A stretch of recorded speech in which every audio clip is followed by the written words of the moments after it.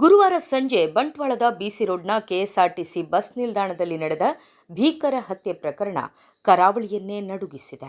ಕಕ್ಕೆಪದವು ನಿವಾಸಿ 20 ರಿಂದ 25 ವರ್ಷ ಸುಮಾರಿನ ಲಾವಣ್ಯ ಎಂಬ ಯುವತಿಯನ್ನ ದೂರದ ಸಂಬಂಧಿ ಚೇತನ್ ಎಂಬಾತ ಏಕಮುಖವಾಗಿ ಪ್ರೀತಿಸುತ್ತಿದ್ದ ಎನ್ನಲಾಗಿದೆ.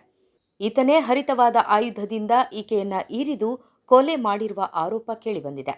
ಲಾವಣ್ಯ ಅವರು ಕಲ್ಲಡ್ಕದ ಖಾಸಗಿ ನರ್ಸಿಂಗ್ ಹೋಂನಲ್ಲಿ ಸಿಬ್ಬಂದಿಯಾಗಿ ಕೆಲಸ ನಿರ್ವಹಿಸುತ್ತಿದ್ದರು ಎಂದು ತಿಳಿದುಬಂದಿದೆ. ಕರ್ತವ್ಯ ಮುಗಿಸಿಕೊಂಡು ತಮ್ಮ ಊರಿಗೆ ತೆರಳಲು ಲಾವಣ್ಯ ಅವರು ಕೆಎಸ್ಆರ್ಟಿಸಿ ಬಸ್ನಲ್ಲಿ ಕುಳಿತಿದ್ರು.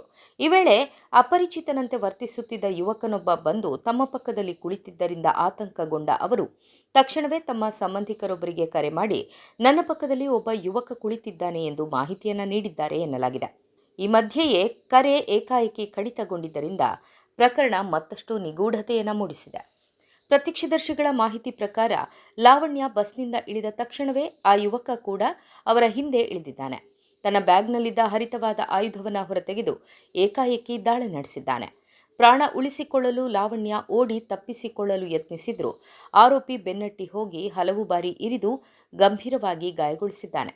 ದಾಳಿ ಬಳಿಕ ಆರೋಪಿ ಪರಾರಿಯಾಗಿದ್ದಾನೆ. ತೀವ್ರ ರಕ್ತಸ್ರಾವಗೊಂಡ ಲಾವಣ್ಯ ಅವರನ್ನು ತಕ್ಷಣ ಬಂಟ್ವಾಳ ಸರ್ಕಾರಿ ಆಸ್ಪತ್ರೆಗೆ ದಾಖಲಿಸಲಾಯಿತಾದರೂ ಚಿಕಿತ್ಸೆ ಫಲಕಾರಿಯಾಗದೆ ಮೃತಪಟ್ಟಿದ್ದಾರೆ ಎಂದು ತಿಳಿದುಬಂದಿದೆ. ಜನನಿಬಿಡ ಬಸ್ ನಿಲ್ದಾಣದಲ್ಲೇ ಈ ರೀತಿಯ ಭೀಕರ ಘಟನೆ ನಡೆದಿರೋದು ಪ್ರಯಾಣಿಕರು ಹಾಗೂ ಸ್ಥಳೀಯರಲ್ಲಿ ತೀವ್ರ ಆತಂಕಕ್ಕೆ ಕಾರಣವಾಗಿದೆ. ಘಟನೆಯ ಕುರಿತು ತಿಳಿತಾ ಇದ್ದಂತೆ ಬಂಟ್ವಾಳ ಉಪವಿಭಾಗದ ಹಿರಿಯ ಪೊಲೀಸ್ ಅಧಿಕಾರಿಗಳು, ನಗರ ಠಾಣೆ ಇನ್ಸ್ಪೆಕ್ಟರ್ ಹಾಗೂ ಸಿಬ್ಬಂದಿ ಸ್ಥಳಕ್ಕೆ ಭೇಟಿ ನೀಡಿ ಪರಿಶೀಲನೆಯನ್ನು ನಡೆಸಿದ್ದಾರೆ.